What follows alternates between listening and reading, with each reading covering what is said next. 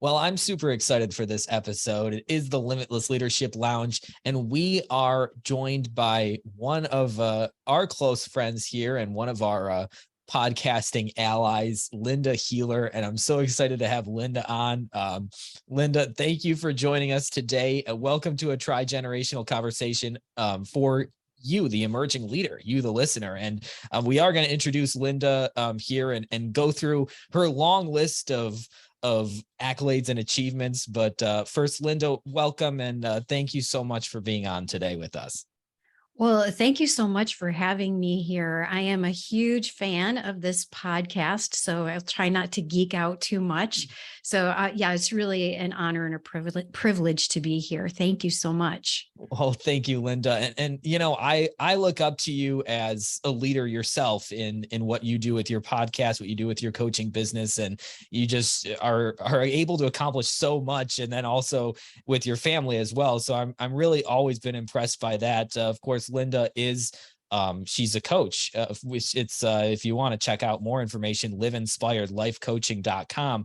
And she's also the host of the Normalized podcast, which is a podcast that I am like a weekly listener to. I love that podcast where you expose like normal everyday lives in our lives. And you can also find that at normal-lies.com. Correct. So yep, that's yes. What that is. Renuma's back on. So Renuma, would you like to also continue with our formal introduction here? Yeah, thank you so much, Linda. It's a really pleasure to have you on board. And you are one of our fellow tribe member podcasters. So thank you so much for giving us some time. And I love your podcast, especially the Normal Lies. I love the name also.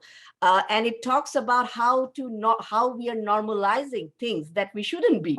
That's also an interesting aspect. And I don't know if you have already introduced her as the life and executive coach for 13 plus years. So you have your experiences, and we would love to hear more from your life experiences. And definitely our listeners are going to learn so much. So welcome, Linda, once again. But I have to say your name, Healer. So that's automatically you're healing people. Yeah, spelled a little bit differently, but yeah. But I found it so fascinating. Your name is Linda Healer, and you are healing people with your work. So it's amazing. But I have to ask you this first question. Based on your podcast, Normal Lies, there are so many things that we are normalizing. Can you share one thing from your life that you also tend to normalize, but which you later realized that it was a normal lie? Oh, yeah, that's a really great question. So I think that, well, it wasn't predictable that I would be here right now. I mean, on this podcast, actually speaking out. And so I always thought that I was not capable. I was not capable of doing things, stepping outside my comfort zone. I had a lot of social anxiety when I was younger. When I was a little girl, they called me shy. And it was really, at times, it felt very debilitating. And even as I grew up and was an adult, and it was all lies, the lies that voice in my head was telling me. And therapy helped, but it was when I found coaching that it really, I was able to have that support of someone helping me to develop the tools and the confidence to step outside my comfort zone. So the biggest lies that I have uncovered in my life were that judgment in my head. Yeah. Wow. Absolutely. That is so true. Yeah. And Coach, coaching and training has become so big in the world. Life coaching, business training. Obviously I came from the athletic world, and coaching and training is huge there as well. Tell us a little bit about your journey getting into coaching and what kind of coaching you do. How do you help your clients? Yeah. So how I got into it, as I was saying, is I was searching. I knew, so I was a dental hygienist for over 20 years before I came to coaching, but I was always searching for the purpose, the meaning. I knew that there was something more that I wanted to do. I liked working with people and being a dental hygienist. I was good at it because I was able to put people at ease, but it wasn't my passion. So I was constantly looking. And as I said, I went through therapy because I always thought there was something wrong with me. Why am I so scared all the time? And why I knew I had ambitions, but I didn't know how to get over the fear of stepping outside my comfort zone. So that's when I happened to meet a life coach, and I started asking him, what do you do? And he said, well, I help people, with stepping outside their comfort zone. I go, oh my gosh, I think this is what I need. And I think this is what I want to do. So I hired a coach, worked with one. And within a month, I said, yeah, I want to do this. And I told my coach that, and he's like, okay, great. You can just print out a card and say you're a coach. And I kind of looked at him and I go, what do you mean? He says, well, there's no state or federal regulations on coaching. And I said, absolutely not. I need training because I didn't have the confidence back then to go out on my own and start my own coaching practice. So I found the most in-person coach training program. And I flew from Rochester, New York to New York City one weekend every month for a year for training because I knew I needed that. I needed someone to call me out. I learned how to hide. I was shy, so I knew how to hide. And so anyway, that was life-changing for me, is just going through that coach training. And as far as the type of coaching that I call myself a life/executive coach. And really the only difference between the two is who pays. So the training is basically the same. And so if I am just working one-on-one, with a private client, it's life coaching. If I'm working with an executive and the company is paying for it, it's executive coaching, but it's basically the same skill set. Interesting. Now, Linda, I think we've heard this from a lot of the guests that we've had here in the Limitless Leadership Lounge about them having a previous career, having something that hasn't been totally fulfilling, and then them overcoming something and then actually using that to elevate them and then help the next generation of people who are struggling. And that sounds like your story as well. I mean, we had a guest, Gary Sanchez, about finding your why. And I believe he was also a dental hygienist. So that's an interesting connection that you two have. And I remember him telling us that he would ask his patients what their why was. And he would try to find their why with his patients in the dental chair there. So I thought that was interesting. Now, Linda, what advice would you give to someone who was you, but back when you were that dental hygienist, the person that wants to do something more, but feels like they're kind of stuck in this somewhat mundane job? Yeah. So there's a couple of things. Number one, know that you're not alone and that it's okay to reach out and ask for support. That's what coaches are for. So if you feel stuck, if you don't know what you want, then reach out, have a conversation, call me, one thing I tell people if they're interested in pursuing coaching, when they come to me, I say, look, I'm not going to try and sell you coaching because this is really hard personal work to do. And it's your work to do. I know that the type of coaching that I do, it works, but it only works if you are ready. Right. And because it is your work to do. And so I send them off and say, what I recommend, I don't require it, but I recommend is that you interview at least one or two other coaches, because coaching takes your time. It's not cheap. but you can get some really amazing results. And that's what I want for my clients. And so I'm pretty choosy about who I work with. And you can pretty much tell, if someone, that's why coaching isn't cheap, is because you got to have some skin in the game. Right. If you don't have skin in the game, if you don't have, you got to show up for you. And it's okay if you're not ready for it. That's okay. You'll know when the time is right. And I also, John, I love that the why, because why are you doing this? I think that is a really great exercise for people to do with anything.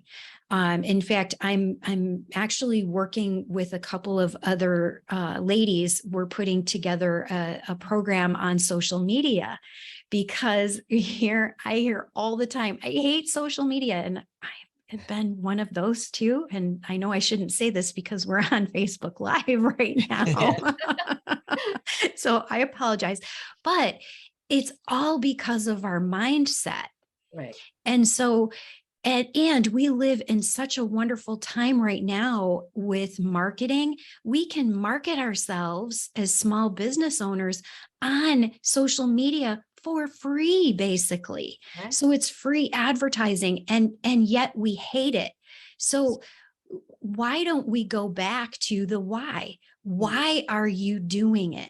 Are you doing it to compare yourself? Are you doing it? It's like, no, what is your purpose? What is it that you have that the world needs? The world needs your voice. So I think it's really getting clear about, the voice in your head that's telling those lies, but it's also connecting to that greater why and what you have to offer the world. Yeah, and it's like the nuclear energy. You can use it for a positive outcome, or you can use it for a negative outcome. So social media is also like that, how you choose to use it.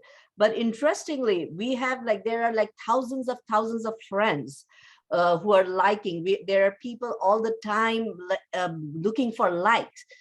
But it seems that we are more alone now, even if you have like thousands of friends.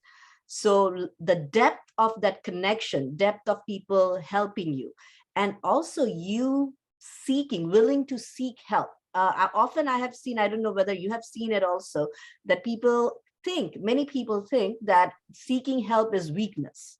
Like, I should not seek help. I should take care of all these things by myself. But that is a mistake many are doing.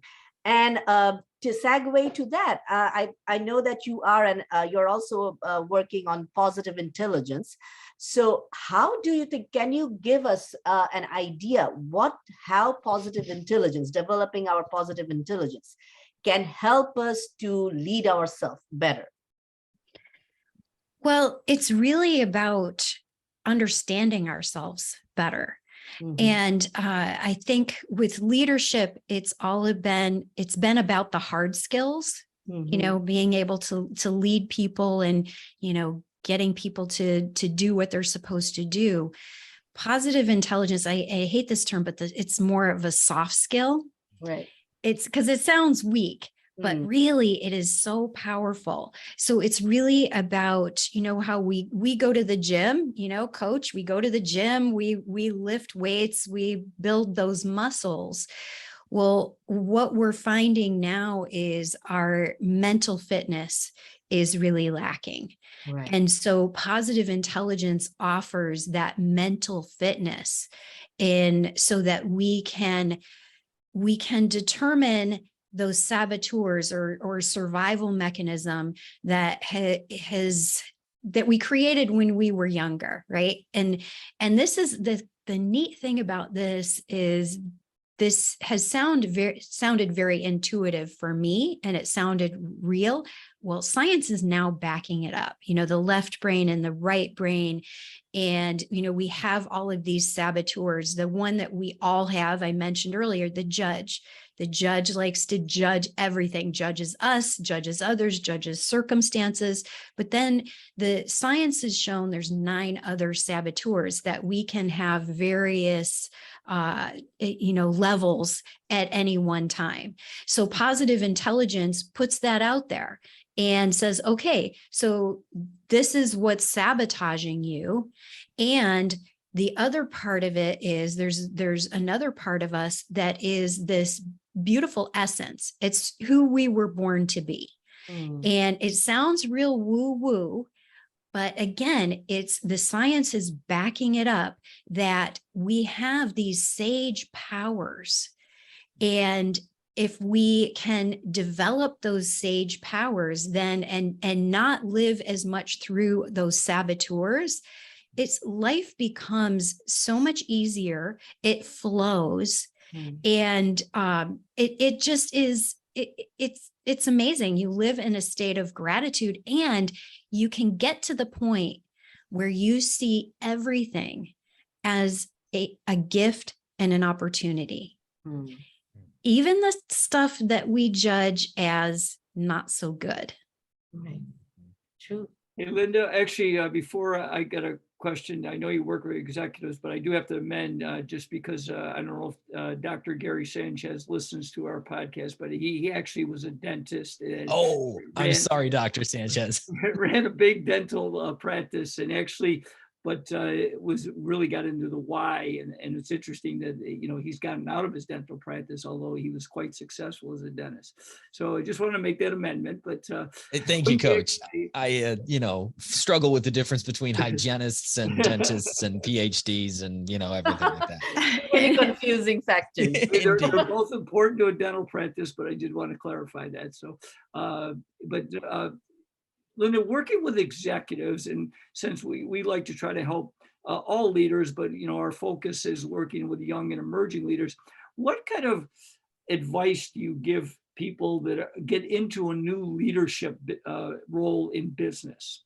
Now the famous one I always see when I work with leaders is that the great salesperson that all of a sudden now becomes the sales director, and often they struggle because they are different. There's one thing, there's some people that are outstanding at sales, but are not very good in the leadership position. And then some do make the adjustment, but making that adjustment from getting into a new leadership position or your first leadership position, what would some advice you would share with them? Well, so this was a perfect example of it. What just happened is, there was some misinformation. There was a mistake made, but then it was corrected. And what I love about that, and this a couple of weeks ago was the Global Leadership Summit.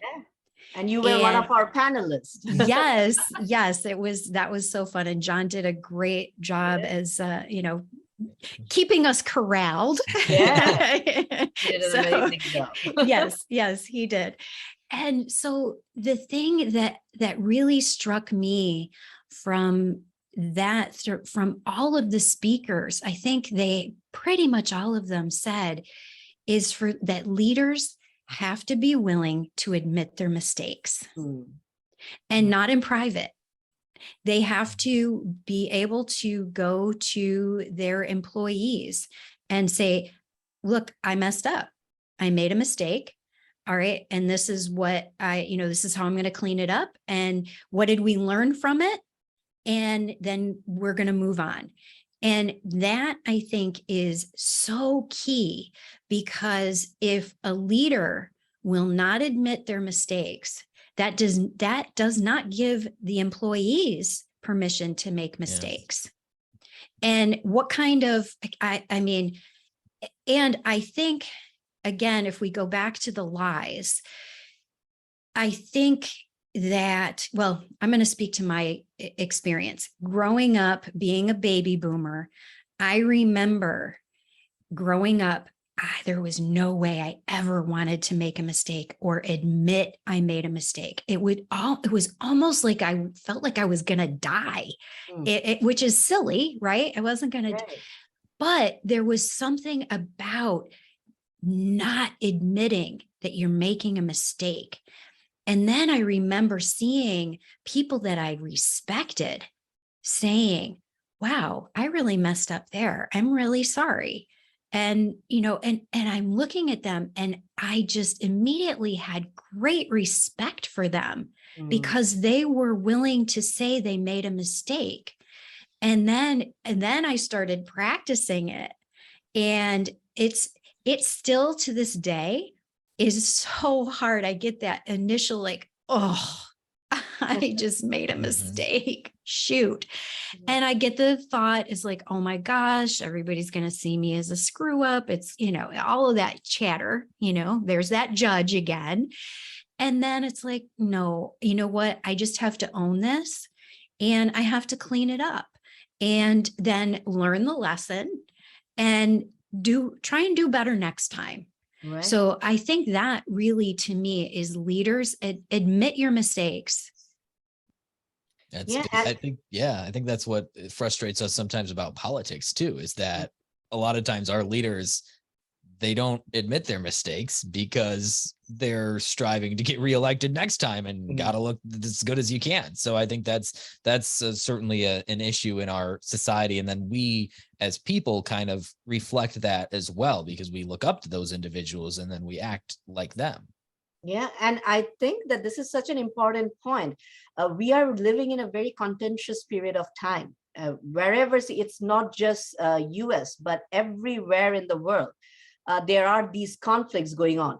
And this is why I think when Linda is talking about positive intelligence, of leading yourself, being self-aware, being vulnerable, accepting your mistake and share it with others that, yes, I'm a human and I can make mistake.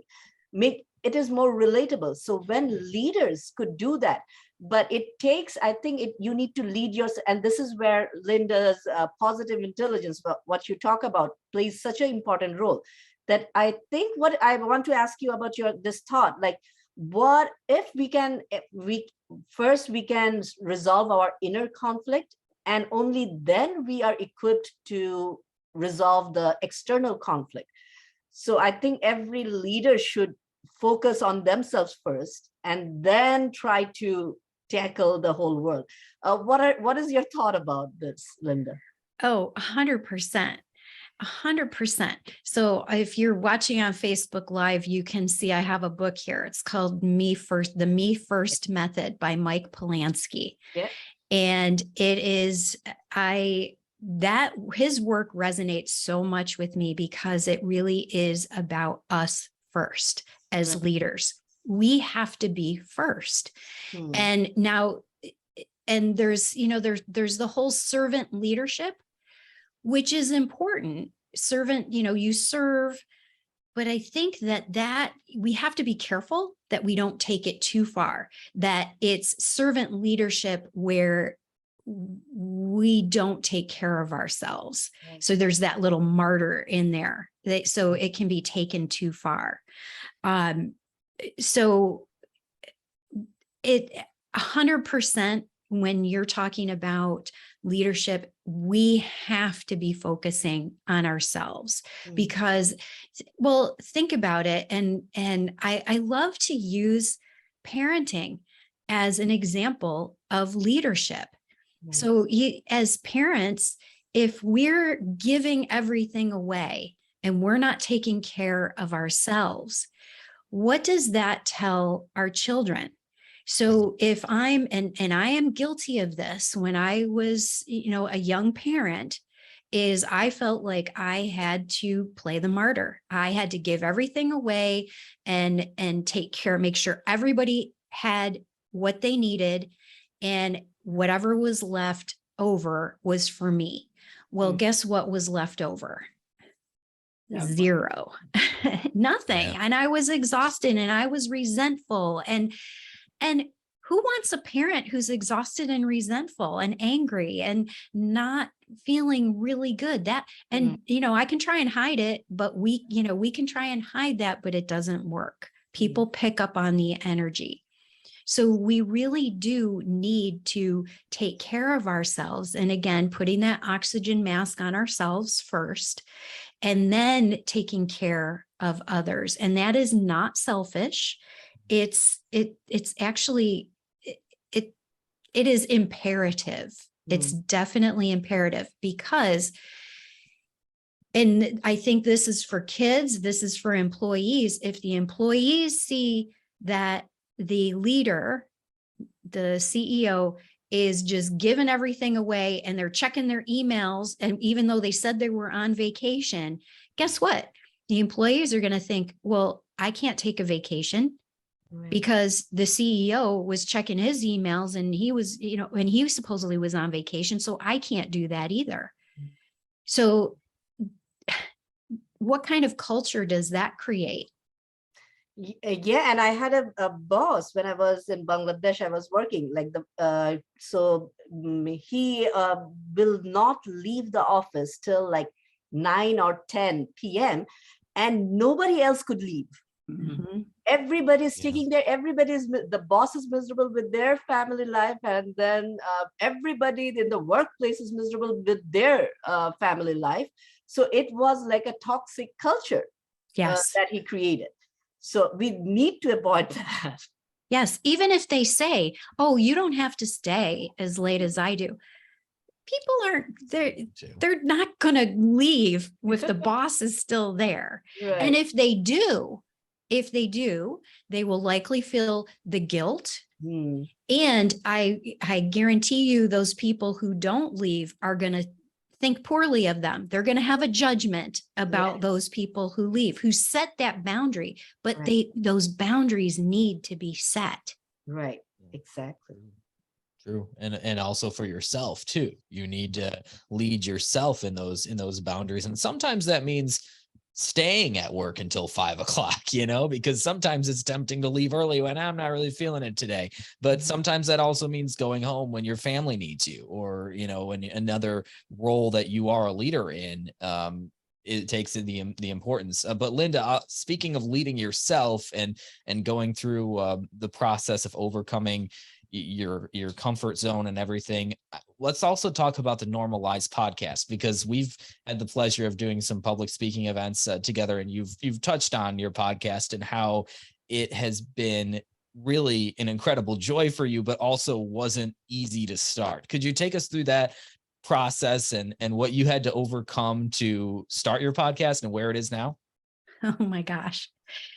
So I have always loved talk radio. Even when I was a little girl, I had a little transistor radio that I would carry around, and I would listen to WHAM back in the day. This was a long time ago. And even at night, I would have my little clock radio on, because they would have little radio dramas on. And so if I couldn't sleep, I would turn that on. And it was just I just love listening. And I'm a huge fan of Brother Wees here in Rochester. And I like him because he is just who he is. There's, you get him on the radio. If you meet him in the store, I guarantee you he's going to be the same. And I love that. I absolutely love that. And so I always pictured myself working as a DJ or a talk radio show host. But there was that was in my head. That was my imagination. But of course I didn't pursue that because I was too scared. I couldn't even put 2 words together, let alone, have a show.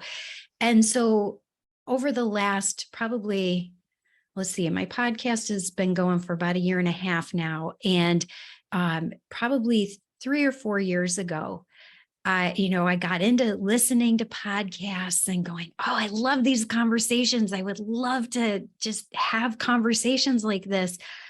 Wow, I could start a podcast. And then of course the judge comes up and says, no, what are you talking about? Don't do that. Well, finally, it was probably 2 years before I just said that this won't go away.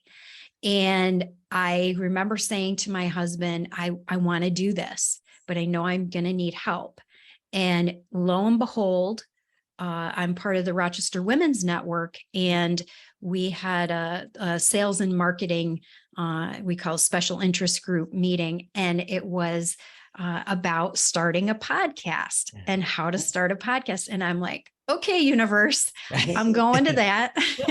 So I went to that, and the young woman, I had met her years ago through RWN, and she and her partner, her name's Jacqueline Malone, and her partner Farnoosh Tarabi they have very successful podcasts.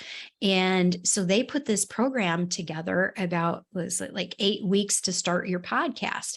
And I said, well, if I'm going to do this, I finally said, okay, universe, I'm doing this and I'm going to do this. I'm not going to stop. And I don't even care if anybody listens to this.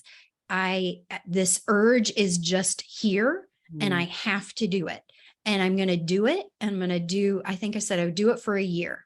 I would do 1 year's worth of podcasts. And if at the end I wasn't having fun, nobody was listening, then I would give myself permission to stop. And that's what I did. And I just had to let go, because again, that judge and that perfectionist, we call it the stickler, was like, got to get it right. And it's like, no, it's not going to be perfect, but I'm going to put this out there and we'll see what happens. And the response was really, it took a little bit to gain some traction, but it's starting to catch on. And thank you to Ben Albert. I was like, I know he has been such a great inspiration. He and Kevin Rustici have been such great inspirations to me. But I was talking to him and he's talking about, his podcast is like in the top 3%. And I said, Ben, how do you tell? And he goes, oh, you go to this website and you look at it. He goes, your podcast is in the top 5%. I'm like, what? Wow. Are you kidding me? And I didn't even know that. Wow, that's amazing. And there are so many teachable moments in your story. One thing for the listeners, those who are still fearful and they're always focusing on the judge, like they want to do something. And I think this is so important. You said that it didn't go away. It was there. And even when you were a child, you knew what is connecting with you. So we need to pay attention to these signs, like what I'm connected to.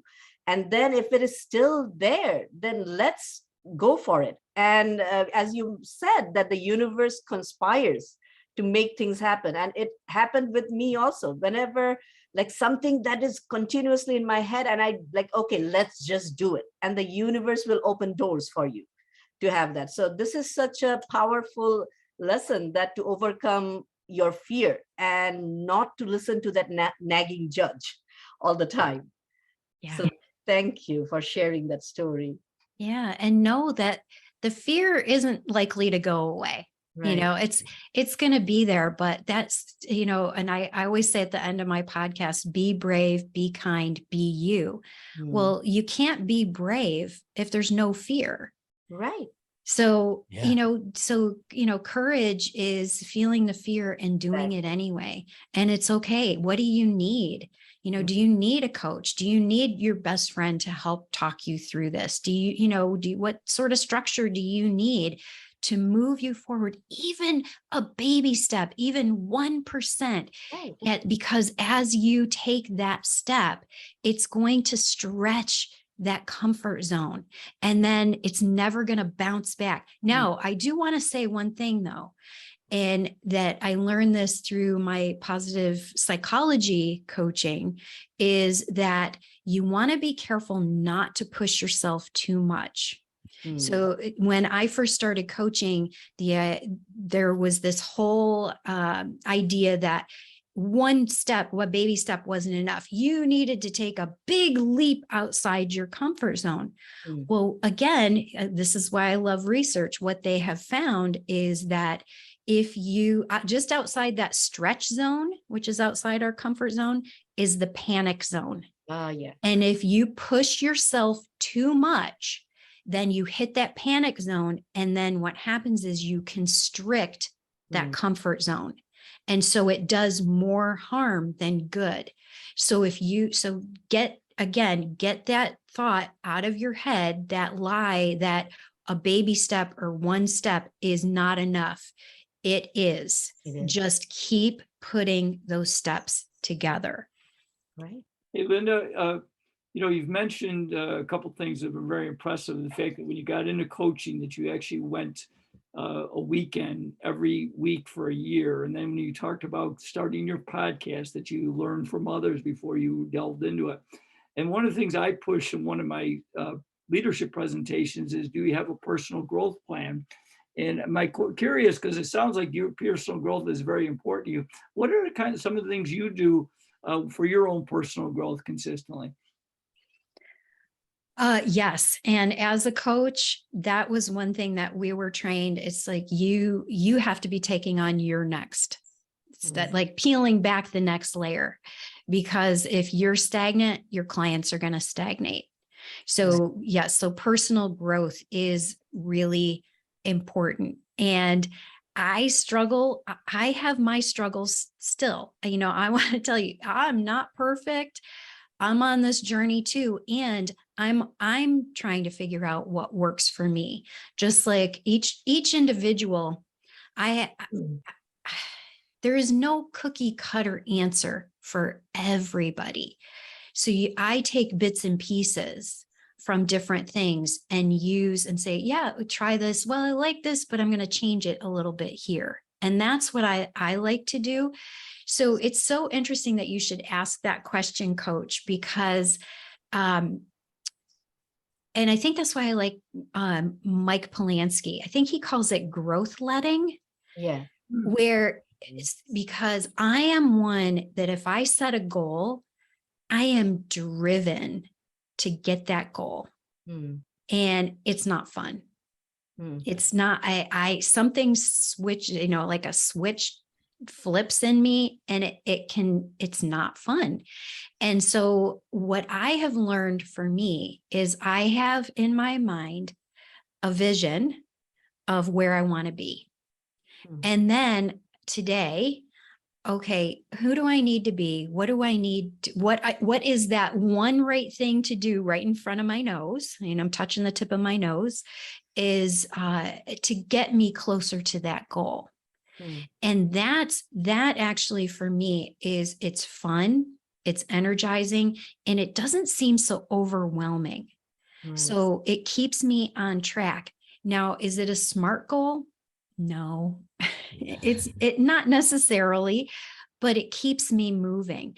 And the other thing that I have always struggled with too is creating that vision. I knew how I wanted I knew I wanted to get married as a kid. I knew I wanted to have a family. I knew how I wanted to raise my kids. But then from there, I don't really have a vision, and I can't believe I'm saying this as a coach, right? Coaches are all about creating a vision, but I don't have like this, a 10-year vision of where I want to be. I have an idea, Right. and I have something that I'm kind of moving toward, but you know, I'm ambitious, but I don't have it all worked out in my mind, and I've had to learn to be okay with that. So I love your, the mission statements. I think I do have that. I can't tell you what it is right off the top of my head, but I do have what is my mission and what is my vision for the world and for who I want to be in the world. And so I think that's the overarching vision. And then the steps are revealed to me as I keep taking them. Right. Does that make sense? Yeah, and that is so important. As coach always says, like in the classes or in his workshops, he always makes us work on a mission statement. Yes. So often, if we do not have that vision and mission, we don't even know. We are just in an autopilot moving from right to left without gathering our resources. For example, we are meeting all the like-minded people we are meeting together because we all love to share our ideas. We have that mission and we are connected together. So I think it is so important to have that mission. And you are correct that, and I think that drives us towards our major goals. And we don't know what we are doing. Sometimes we just figure it out. Yes. But we have that overarching mission. Yes, because as I said earlier, this was not predictable. I would be here having a podcast. If you told me 5 years ago, like if I put that on my, like I'm going to have a podcast, I did, to me, it wouldn't have felt it's the universe has so much better ideas than I have. And I think it is because I have that fear and those limiting beliefs. I'm working on them, obviously, but still I don't think I think big enough. I think the universe has got bigger ideas for all of us. And I don't think we think big enough. Yeah, and you talk about that judge that holds you Mhm. back and holds all of us back.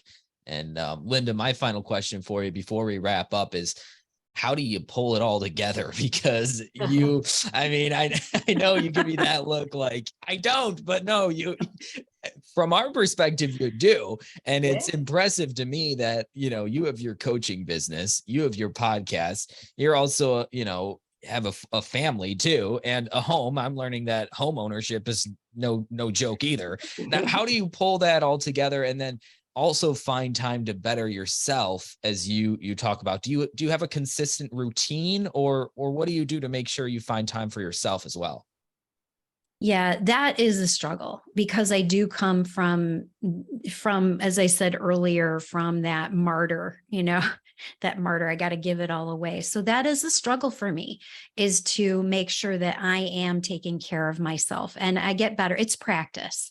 It's all practice. And please. I love this saying. I actually just interviewed a podcast guest, and I think it's going to be coming up next week, but she said, don't compare yourself. Don't compare yourself to other people, because she said, what I was doing is I was comparing my inside to their outside. And so maybe it looks like I got it all together, but I struggle, and I could not do what I do without the support, without my husband. I mean, we've been married for 38 years now. And, yes. Yeah. Because Coach just had an anniversary too, right? Yeah. Yeah. She's coming up on Sunday for 40. So. Oh my gosh. John is starting the marathon. I just hit 40 days. So that's a good start, I hear, but good for both of you. That's I love awesome. it. But, we're partners. And so I could not have become a coach without his partnership and him saying, go pursue your dreams. And he still does that today. He still was my biggest supporter when it came to starting the podcast. I mean, your wife comes to you and says, I want to start a podcast. It's like, well, your wife comes to you and says, I want to be a coach. It's like, he has just been my biggest supporter, and my kids too, because I have two kids. They're grown. I have a grandson, and they have been just such a great support. And I could not do this without them. And I also have coaching colleagues. I have a coaching colleague who we speak just about every week, and we've graduated from our coach training, 12 years now. And we have helped each other, build our business. But it's more than that. We've helped each other in our own personal growth, and to see her grow, and she's helped me so much. And then just the relationships that I've built here in this area through, again, RWN, through networking. Talk to Greg Taylor. I don't know if you don't know Greg Taylor and you live in Rochester, in the Rochester area, then you're not getting around, because he is the greatest networker. And he has introduced me to so many fantastic people that there's no way I could have done this on my own. And I am so grateful and humbled by the support that I have received. Wow. Yeah, and that's so true about all of us as well. I mean, I wouldn't be where I am without, the support of our two co-hosts here. And that's the truth of, It's in a life, that's such team. key. Yeah. If Yeah. you want to be that leader in your life and influence others, you need people who will support you and be your cheerleader. And you need that network. So Yes. building the network, you cannot do it in isolation. Yes, Linda Healer, where you can find her coaching business if you want to learn more at liveinspiredlifecoaching.com. You can also listen to your podcast, Normal Lies, normal-lies.com. So Linda, those are two links that'll be down in the show notes, of course. But what is the best way to get a hold of you if anybody's interested in, learning more about the coaching you offer, or just getting in touch to ask you more or comment on something that you've said today? Yeah. So yeah, connect with me on LinkedIn. That's always good. And the websites, both websites have ways that you can contact me, but yeah, you can contact me. I think the easiest one to remember is linda@normal-lies.com. And they can connect to you internationally, because now Oh, it's yes. Zoom zone. So even if anybody is listening from Bangladesh or any part of the world, and if you're interested, then you can connect with Linda. Yes, please Hey, do. Linda, And yeah. Actually, can I close with one final question? I'm just curious. Sure. In working with your different clients, how do you define success for you? Oh, I love this question. I love this question because I can tell you how I would define it, but I actually, gosh, it was maybe 6 months ago. I had that question. How do you define success? So I put out on LinkedIn that question, and the answer, it was surprising, but it wasn't surprising.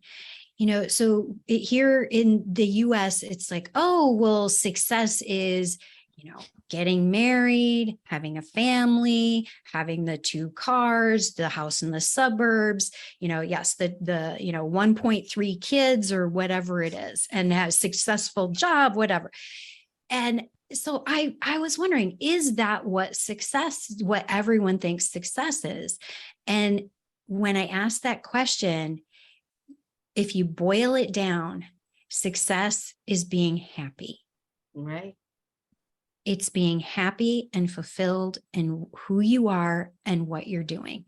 And so, yes, that's what success is for me, because I'll tell you, starting your own business, you're not making a lot of money. So if success is money, then, I'm not that successful yet. I'm getting there. And I shouldn't say it. I'm comfortable. Let's put it that way. But I've got some ambitions too. So anyway, so if you're just success is money, okay, that's fine. But do you really believe that money is going to make you happy? And what I think people are finding is once they get that goal, and that's why I struggled with goals, is once I got that goal, it was like, I thought that goal would make me happy. It didn't. And so it's like, okay, what's going to make me happy? That's actually my goal. And that's how I can be successful. Great. She is Linda Healer. Again, you can find the Normal Lies podcast at normal-lies.com, or learn more about Linda's coaching at liveinspiredlifecoaching.com. Linda, thank you so much for your time today. We learned a lot about stepping outside of our comfort zone and about just, getting 1% better every day. So thank you so much for sharing with us. Oh, thank you so much for this opportunity. I am so grateful.